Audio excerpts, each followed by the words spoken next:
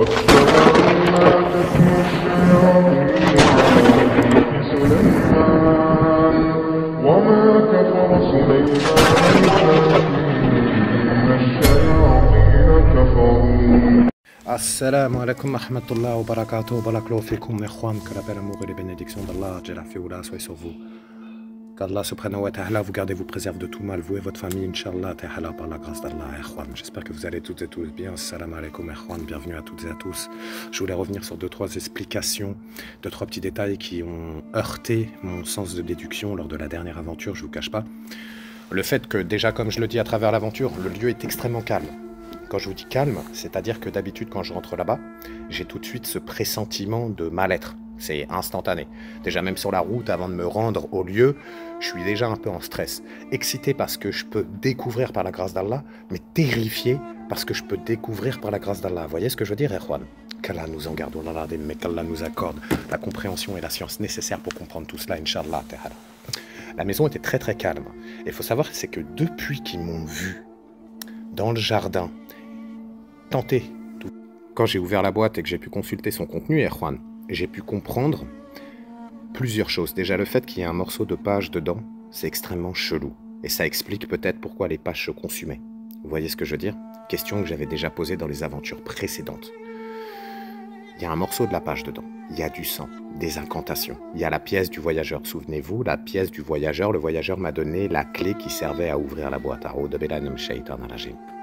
Donc je pense que c'est avec ces artefacts-là qu'il y a quelque chose à comprendre. Et je pense également que c'est la raison pour laquelle ils m'ont pris la boîte, puisque j'ai réussi à faire un cheminement de compréhension par la grâce de Dieu, Wallah l'Adim, pour comprendre qu'en fait, il fallait que je détruise des choses spécifiques à l'intérieur de la boîte. Et je pense que cela explique ceci, c'est-à-dire le fait qu'il m'ait dérobé la boîte, subhanallah l'Adim, pour m'éviter de comprendre et de détruire le mal. Vous comprenez le délire? C'est pour ça que dans la maison, c'était très très calme. On a eu des manifestations d'ailleurs. Lors de l'analyse, j'ai pu constater que le K2 avait fluctué 2 fois d'affilée.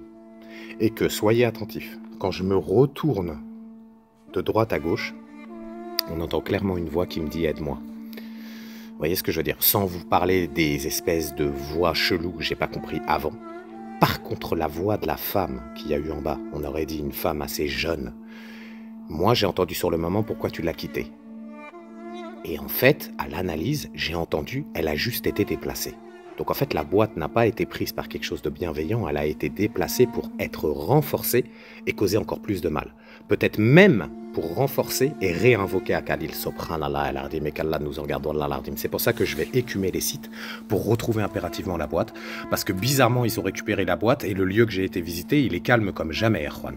Donc pour moi, ça fait trop de coïncidences et il n'y a pas de coïncidence. Il n'y a que des désirs d'Allah subhanahu wa ta'ala. Donc pour moi, c'est un signe clair et net et c'est pas. Donc concrètement, Erwan, je pense qu'en écumant les sites, je devrais pouvoir, par le bon vouloir d'Allah subhanahu wa ta'ala, je devrais pouvoir récupérer la boîte. Ou pas.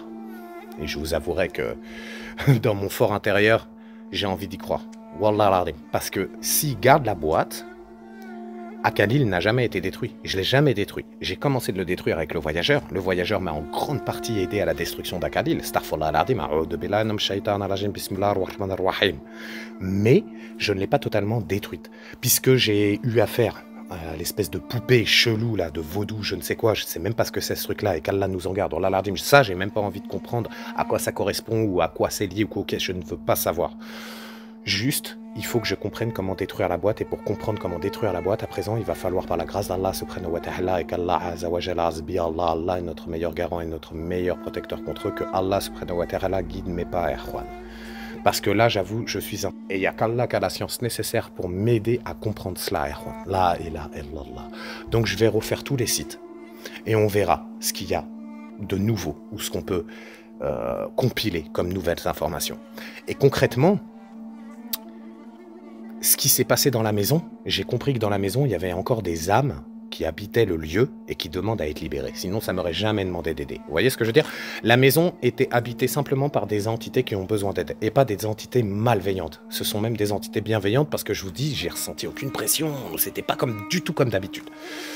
Rien à voir. Subhanallah al-Ardim. Et pour être honnête avec vous, je vous avouerai que là, ça fait beaucoup de sites à faire. et que, imaginez, je la trouve pas en France et qu'elle est de nouveau au Maroc. Et qu'Allah nous accorde la bonne compréhension de tout cela. En tout cas, toujours est-il, une chose est sûre, c'est s'ils ont pris la boîte, c'est sûrement pas pour me débarrasser du mal. Donc à partir de maintenant, je vais continuer à écumer les sites. Et Inch'Allah, par la grâce et la bienveillance d'Allah subhanahu wa ta'ala, qui guide mes pas jusqu'à la boîte, et que je puisse la détruire totalement. Wallah. Une fois la boîte détruite, il faudra que réellement je me concentre sur le problème de Salma. Parce que j'ai bien l'impression que Salma s'est manifestée au Maroc parce que je n'avais pas la boîte en ma possession. Et qu'elle a pu, du coup, interréagir directement avec moi pour me faire comprendre certaines choses, pour m'imposer certaines choses. Vous voyez ce que je veux dire? Sauf que, avec la boîte en ma possession, avec la destruction de la boîte, Inch'Allah, ta'ala, si j'y arrive et si j'ai la science et le cœur assez fort pour le faire et qu'Allah me facilite cela, Erwan, eh bien j'aurai accès à Salma. Et là, je pourrai réellement terminer tout cela. Inch'Allah ta'ala, en me débarrassant, en tentant de me débarrasser de Salma, en tout cas, merci pour la force, le soutien et les bénédictions. Je vous ennuie pas plus longtemps. Qu'Allah Azza wa Jal vous garde et vous préserve de tout mal. Je vous dis à très vite, Inch'Allah ta'ala. Wa alaykum salam wa rahmatullahi wa barakatuh.